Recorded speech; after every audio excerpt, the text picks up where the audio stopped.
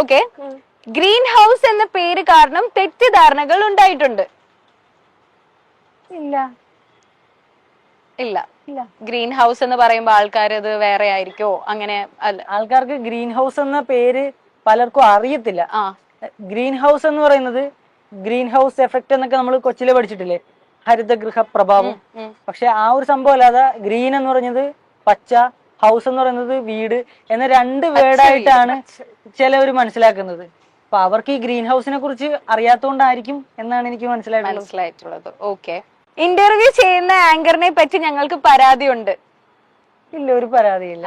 കണ്ട പാവങ്ങള്. സി ഇത് കഴിഞ്ഞിട്ട് വീഡിയോ ഒന്നും എടുത്തിട്ട് ഇല്ല, ഞങ്ങൾക്ക് എന്തെങ്കിലും ബുദ്ധിമുട്ടുണ്ടെങ്കിൽ ഞങ്ങൾ ആദ്യം അത് എലിവേറ്റ് ചെയ്യാൻ ശ്രമിക്കത്തില്ല. ആദ്യം അത് സംസാരിച്ച് ക്ലാരിഫൈ ചെയ്ത് ഒരു സൊല്യൂഷൻ ഉണ്ടാക്കാനേ ശ്രമിക്കുള്ളൂ.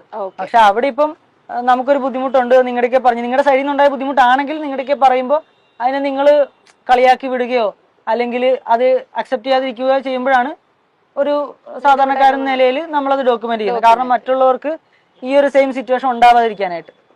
അല്ല, നമ്മളായിട്ട് പ്രശ്നങ്ങൾ എലിവേറ്റ് ചെയ്യാറില്ല. പ്രശ്നങ്ങൾ എലിവേറ്റ് ചെയ്യുന്ന ആൾക്കാരുള്ളടുത്ത് നമ്മൾ മിണ്ടായിരിക്കത്തുമില്ല. മനസ്സിലായി. സോ നമ്മളുടെ മനസ്സറിഞ്ഞ സെഗ്മെന്റ് കഴിഞ്ഞു. ഇനി നേരിയിരുന്നു. ഇനി ആ വിസിൽ കൊടുത്തു. ഓക്കെ, നമ്മൾ ഊതിയല്ലേ തുടച്ചിട്ട് കൊടുക്കാം.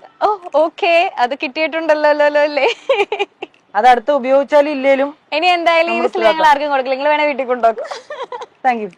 2 സെഗ്മെന്റ് കഴിഞ്ഞു. ഇനി ലാസ്റ്റ് ഒരു സെഗ്മെന്റ് ആണ്. ആൾക്കാർ അറിയട്ടെ നിങ്ങൾക്ക് എന്തൊക്കെയാ പറയാനുള്ളത്. സോ ഈ സെഗ്മെന്റിന്റെ പേര് ഞങ്ങൾക്കും പറയാനുണ്ട്. ഓക്കെ, സോ നമ്മൾ ഫസ്റ്റ് ഒരു കാര്യം പറയാണ്, നിങ്ങൾക്ക് അതിനെപ്പറ്റി എന്താണ് പറയാനുള്ളത് അതാണ് നിങ്ങൾ പറയേണ്ടത്. ഓക്കെ, മാളുകളിൽ കസ്റ്റമർ പാർക്കിങ്ങിന് പാർക്കിംഗ് ഫ്രീ ഈടാക്കുന്ന വിഷയത്തിൽ എന്താണ് നിങ്ങൾക്ക് പറയാനുള്ളത്? പാർക്കിംഗ് ഫീ അവരുടെ ഇഷ്ടമല്ലേ, അവരുടെ സ്ഥലമല്ലേ. നമുക്ക് പാർക്കിംഗ് ഫീ കൊടുക്കുന്നതിലൊന്നും പ്രശ്നമൊന്നുമില്ല. പക്ഷെ പാർക്കിംഗ് ഫീ കൊടുത്ത് വണ്ടി ഇടുന്ന ഒരു സ്ഥലത്ത് വണ്ടിക്ക് ഒരു സേഫ്റ്റി ബേസിക് ആയിട്ട് അവർ പ്രൊവൈഡ് ചെയ്യണം. അങ്ങനെയല്ല, പക്ഷെ നമ്മൾ മാളിലേക്ക് പോകുന്നിടത്ത് സാധനങ്ങൾ വാങ്ങിക്കാനാണല്ലോ. അപ്പൊ കസ്റ്റമേഴ്സ് അങ്ങനെ പോയിട്ട് പിന്നെയും കാശ് പിന്നെയും വാങ്ങിക്കുന്നത് ഒരു അതത്ര നല്ലതായിട്ട് തോന്നുന്നുണ്ടോ? അത് രോഹിത്തിന്റെ നിലപാട് എന്താണ്, അല്ലെങ്കിൽ രശ്മിക്ക് അതിൽ എന്താണ് പറയാനുള്ളത്? വണ്ടി ഇപ്പൊ സാധനം വാങ്ങാൻ പോയിട്ട് വണ്ടി റോഡിൽ കിടക്കുന്നതിലും ബെറ്റർ ആണല്ലോ. വണ്ടിയോട് സ്നേഹമുള്ളവർ എപ്പോഴും നമ്മൾ ഫീ വാങ്ങിക്കുന്നതാണ്. നമ്മുടെ വണ്ടി ഇപ്പൊ ലക്ഷങ്ങൾ കൊടുത്ത് വാങ്ങുന്നതാണല്ലോ. അപ്പൊ അവിടെ ഒരു 30 രൂപ 20 രൂപ 50 രൂപ എന്ന് പറയുന്നത് വണ്ടിയെ സ്നേഹിക്കുന്നവർക്ക് അതൊന്നും ആയിരിക്കില്ല എന്നാണ് എനിക്ക് തോന്നുന്നത്. അങ്ങനെയാണ് രണ്ടുപേർക്കും തോന്നുന്നത്. അതില് വലിയ അതായത് ഇപ്പോ നമ്മള് മലയാളികളാണ്, നമ്മള് ഒരു മാളിൽ പോകുമ്പോ സാധനം വാങ്ങിക്കാൻ മാത്രമായിട്ട് പോവാം.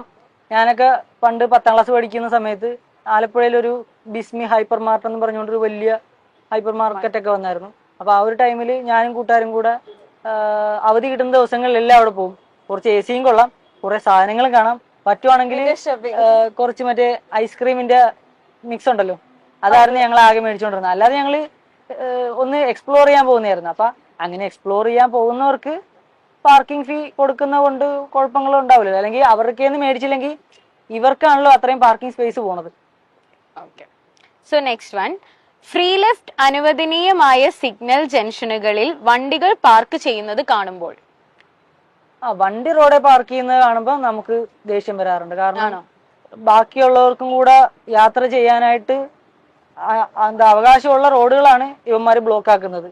ഇതുകൊണ്ട് ചിലപ്പോൾ അടുത്തൊരു അപകടം വരുന്ന ഒരു തട്ടലോ മുട്ടലോ കിട്ടുന്നത് പുറകെ വരുന്നവർക്കിട്ടായിരിക്കും. അപ്പൊ ഇതിനൊക്കെ പ്രോപ്പറായിട്ടുള്ള ഒരു നിയമ നടപടിയൊക്കെ ഉണ്ടെങ്കിൽ, അതായത് ഈക്വലായിട്ട്, അല്ലാതെ സാധാരണക്കാരൻ്റെയൊക്കെ നിയമ നടപടി ഉണ്ട്, പൈസ ഉള്ളവർക്കേലും പൊളിറ്റിക്കൽ ബാക്കപ്പ് ഉള്ളവർക്കേലും നിയമ നടപടി ഇല്ല എന്നുള്ള ഇന്നത്തെ ഈ ഒരു സിസ്റ്റം പോരാ. എല്ലാവർക്കും ഈക്വൽ ആയിട്ടുള്ള പണിഷ്മെന്റ് കിട്ടണം, എല്ലാവർക്കും ഈക്വൽ ആയിട്ടുള്ള നിയമം ഇവിടെ ഉണ്ടാവണം.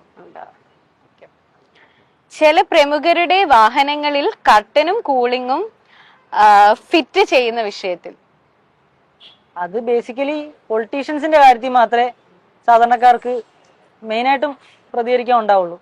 എനിക്കും അത്രേ ഉള്ളൂ. അതായത് നമ്മളാണ് ഇവർക്ക് ശമ്പളം കൊടുക്കുന്നത്, നമ്മളാണ് ടാക്സ് കൊടുത്ത് നമ്മുടെ ഗവൺമെന്റ്സിനെ തീറ്റിപ്പോറ്റുന്നത്. ഓഫ് കോഴ്സ് അവർ ചെയ്യാനുള്ള പരിപാടികൾ, ചെയ്യാനുള്ള ഡ്യൂട്ടീസ് അവർ ചെയ്യുന്നുണ്ടെങ്കിൽ നമ്മൾ 100% റെസ്പെക്ട് ചെയ്യാം, പാർട്ടി ഭേദമന്യേ. എനിക്കൊരു പാർട്ടിയും പൊളിറ്റിക്സും ഇല്ലാത്തൊരു മനുഷ്യനാണ്. ഒരു സാധാരണ മനുഷ്യൻ പണിയെടുക്കുന്നു, അന്നത്തെ അന്നം കണ്ടുപിടിക്കുന്നു, വീടിനെ പോറ്റുന്നു, അത്രേ ഉള്ളൂ. അപ്പൊ നമ്മൾ ഈ ഓരോ കാര്യത്തിനും കൊടുക്കുന്ന ടാക്സ് കൊണ്ട് നമ്മുടെ തലയ്ക്ക് മേളിൽ രാജാവ് കളിക്കുന്ന ആൾക്കാരെ കാണുമ്പോഴത്തേക്കും, പൊളിറ്റീഷ്യൻസിനെ കാണുമ്പോഴത്തേക്കും ഈ നാട്ടിൽ ജീവിക്കാനായിട്ട് പലപ്പോഴും ഒരു ബുദ്ധിമുട്ടാണ് തോന്നുന്നത്. മനസ്സിലായി.